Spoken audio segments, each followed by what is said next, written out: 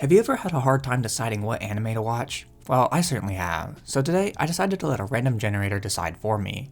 If you want access to this program, I will leave a link to it in the description for you to try out. Anyway, let's get watching. Alright, in the first spin, Ouran High School Host Club. Well, we're off to a great start.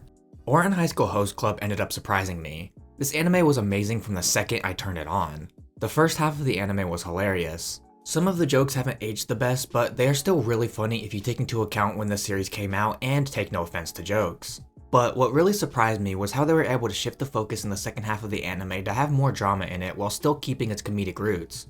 Ouran High School Host Club is an anime about, well, a club of hosts who entertain women. However, one of the hosts in the club is a woman who has to pay back a debt to the club, so she works for the club until her debt is paid off.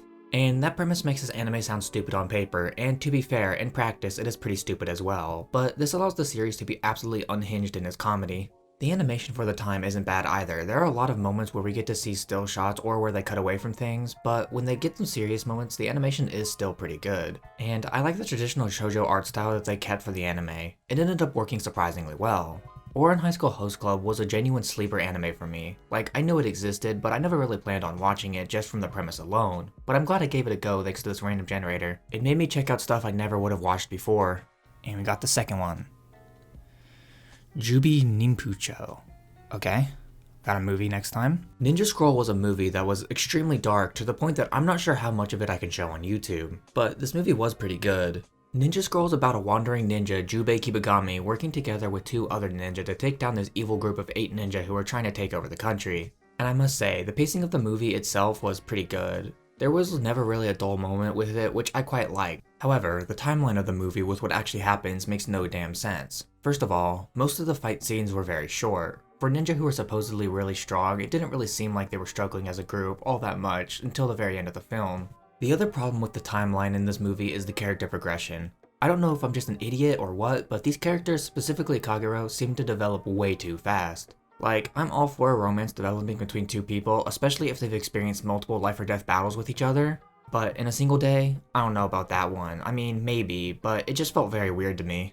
For a movie that came out in the early 90s, it looks pretty nice. The animation isn't anything spectacular, but for its time, it's not bad. The fight scenes were well choreographed, and they kept me entertained even though most of them were pretty short. This movie was a pretty good film, and for a randomly generated anime, I am quite satisfied with that.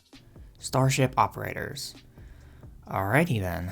Starship Operators was a really interesting anime. When I first started it, I found myself extremely bored. I thought there were no redeeming qualities to this show, and yet, by the end of this anime, I found myself extremely invested in the struggle of the main characters. I didn't like most of the characters in this anime as they felt flat and uninteresting, and their interactions with each other were pretty weird sometimes. But despite the flaws in the writing, I found myself compelled to root for them, and I don't know why. This anime is about the struggle of a spaceship full of kids, probably no older than high school age, fighting to defend their home from conquerors even after their home planet has abandoned them. The story feels very rushed and cramped into a time slot it was given, and the animation, even for the standards of 2005, was not the greatest. It was fine, but there were a lot of moments, especially with the CG, that just threw me off and it made it really hard to sit through. But I did like the combat scenes for the most part. My favorite moments throughout the anime were the moments where they were coming up with combat strategies. It was just the most interesting part of the anime.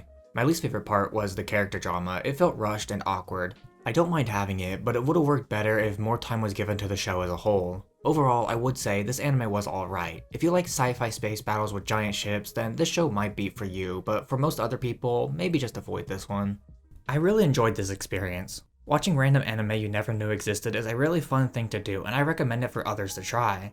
This experience has opened my eyes to a lot of different anime out there and has reinvigorated my love for anime in a way I never thought possible. Anime is a medium that has so many different types of stories, and I want to explore as many as I can. So even if an anime is bad, it is still an experience worth having, and is something I want to continue doing. In saying that, I want to make more videos like this one in the future, so if you enjoyed this one, it would be awesome if you could leave a like on this video to let me know that you enjoyed it so that way I know to make more. Anyway, I will be back next week with another video, so look forward to it, and goodbye.